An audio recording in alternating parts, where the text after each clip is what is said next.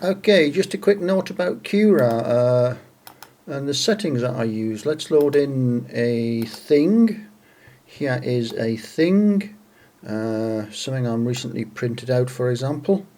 I think this will be set up to the sort of settings that I used for a recent job, but not necessarily what I used for this thing here. Now over here we have the settings on the screen.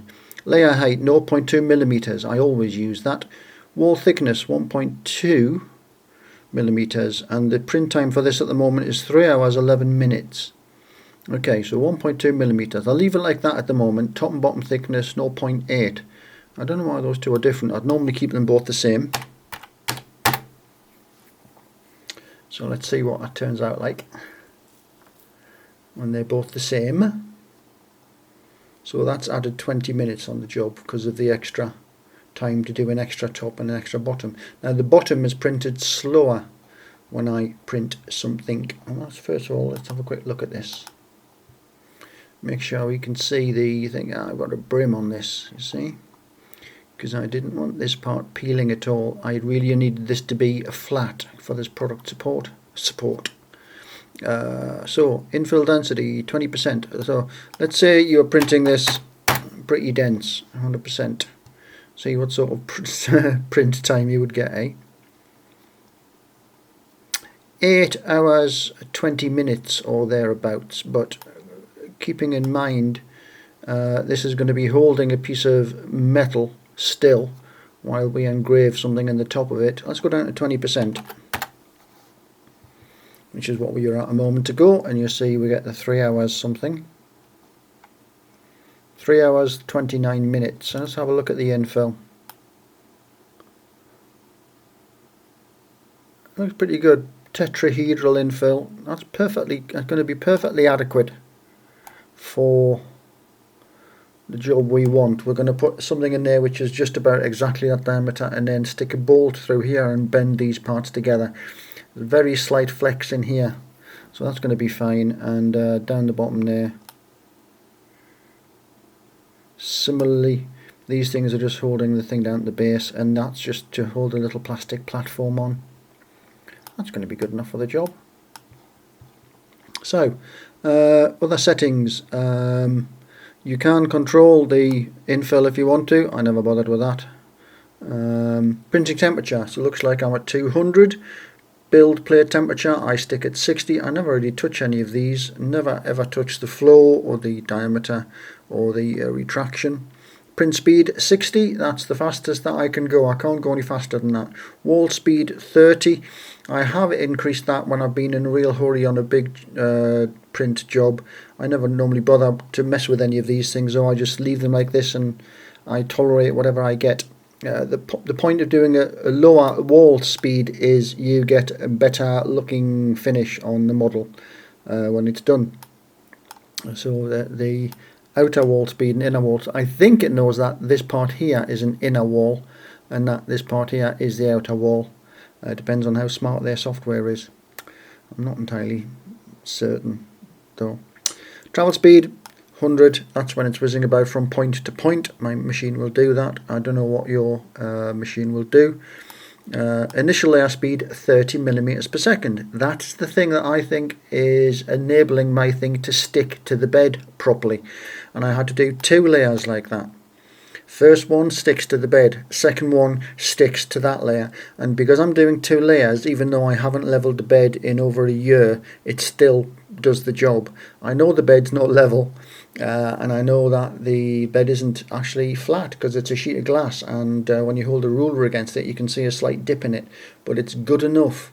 And I can't see it here. I think there's a setting somewhere in CURA where you can tell it to do something with a different thickness on the first layer as well. But that is all I do, and I've had perfectly adequate prints for the last year or so. At least good enough for my purposes. Everyone's different with what they want. Ian Bateson would probably have a good laugh at the quality of the stuff that I produce at the minute, but it's always good enough for me. And I mean, he produces absolutely beautiful stuff. Most of my stuff ends up inside, boxes holding circuit boards and that sort of stuff. It's not designed to be pretty, it's designed to be functional. Oh, yeah, the support overhang angle. I don't know exactly what that's set to by default.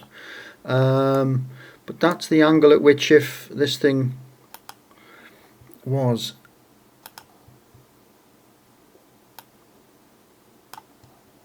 not at a definite angle, it may decide that you need support under certain areas, and the angle that this thing has to be at before it decides you need support is determined by that number there, support overhang angle. Yeah,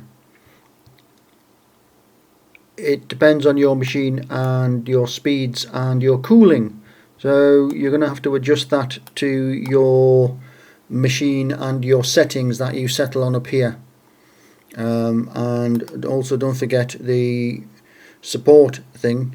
You can tell it to do no support, in which case of course this thing won't work, or you can tell it to print support, so it'll try to print that as it is here, and of course that will just fail. Or you could try to print it with support, and when you have holes like up here,